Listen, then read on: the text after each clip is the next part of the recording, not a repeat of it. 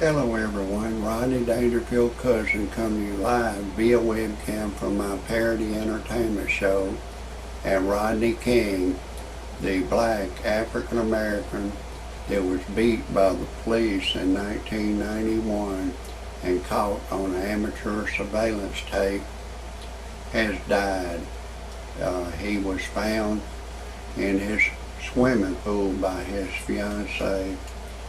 And I've got a great show prepared for you nice people. I just got to break away for a second just to tell you my disclaimer. Some of the names have been changed to protect the innocent and the guilty, and some of the pictures have been changed to protect the innocent and the guilty, and everything in my parody entertainment show is a parody. Do not take anything I say seriously. Do not take anything I say personal. Do not try anything I say at home. If you do, check with your attorney first, and then still don't do it. I am a professional. No amateur should ever try anything I say. And everything in my parody entertainment show is science fiction. It's all make-believe, and my whole show is for entertainment purposes only. And everything I say cannot be verified. If for some reason you disagree with my disclaimer, right now is the time to get your happy ass off my channel. I don't want you to hear a thing I gotta say in my parody entertainment show. Now that's your final notice. Now let's get back to this Rodney King. He was beat. He was 25 years old, and he had just got out of the penitentiary for robbery charges, and he didn't want to go back to jail, so he had been drinking, and the police pulled him over, and he was scared. He just took off. He didn't want to go back to the penitentiary, and he was running, and the police caught him and started beating him. And the racial slur that black people call each other, I'm going to use the word nincompoop.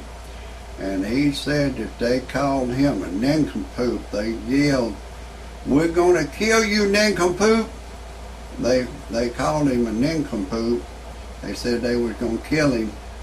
And there were some white police officers that were beating him with a baton.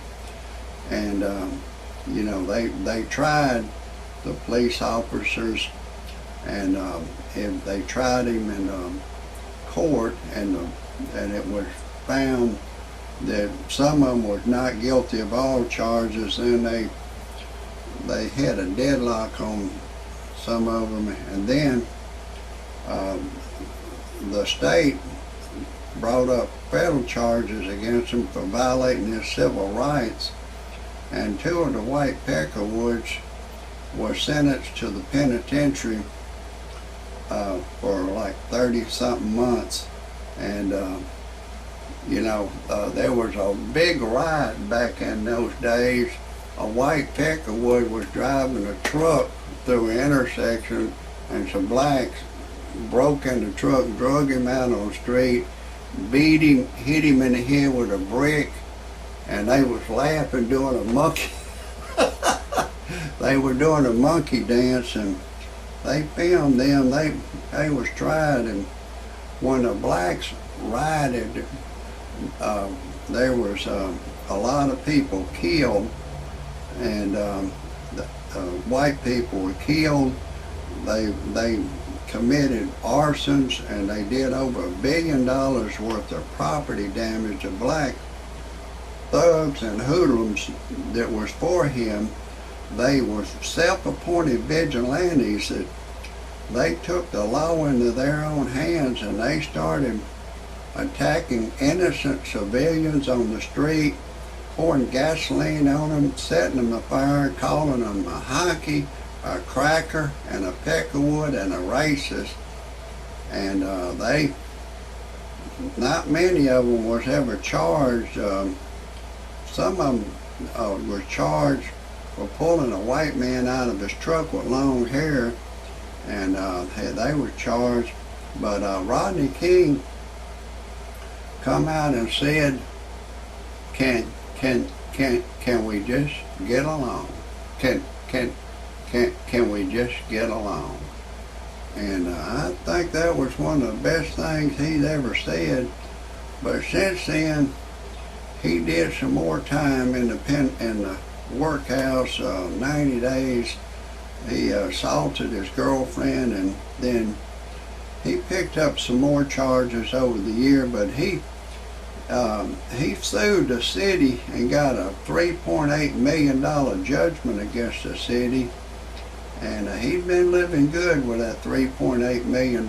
He had a fiance, and everything seemed like it was going pretty good for him, but none of us can get out of this world alive, whether it's Rodney King or the best athlete in the world, the most healthiest person in the world, a runner, athlete, a professional boxer, somebody in great shape.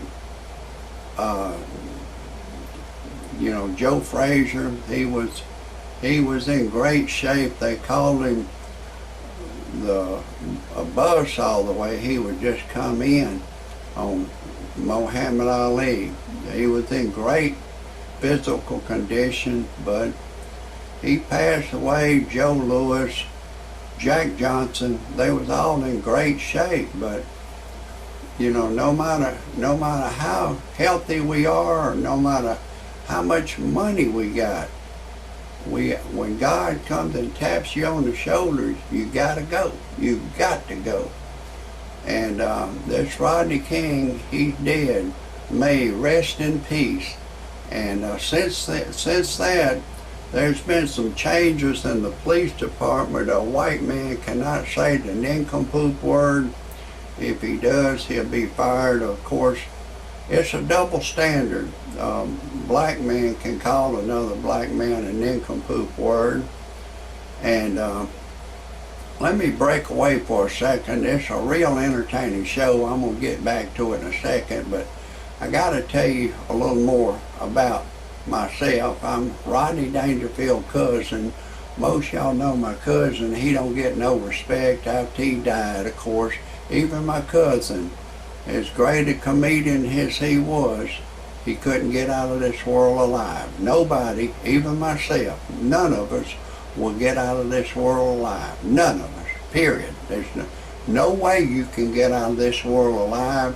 That's absolutely my last statement on that. Now, anyways, I'm Rodney Dangerfield's cousin. And seemed like after he died, the monkey jumped on my back. Everywhere I go, I don't get no respect. I went to buy me a pack of cigarettes, and there was a bitch boy behind the counter. He carded me for ID. I said, "Hey, pal, I'm 64 years old." Bitch boy carded me.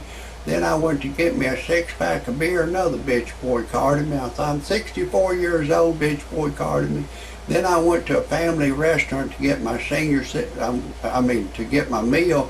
And I went up to pay my bill, and another bitch boy was behind the counter, and he wasn't giving me my senior citizen's discount. I said, "Hey, pal, I want my senior citizen's discount." And the bitch boy carded me. I tell you, I don't get no respect. My wife turned gay on me. I said, "Honey, why would you turn gay on me?" She said, "With men like you in the world, it makes women turn gay."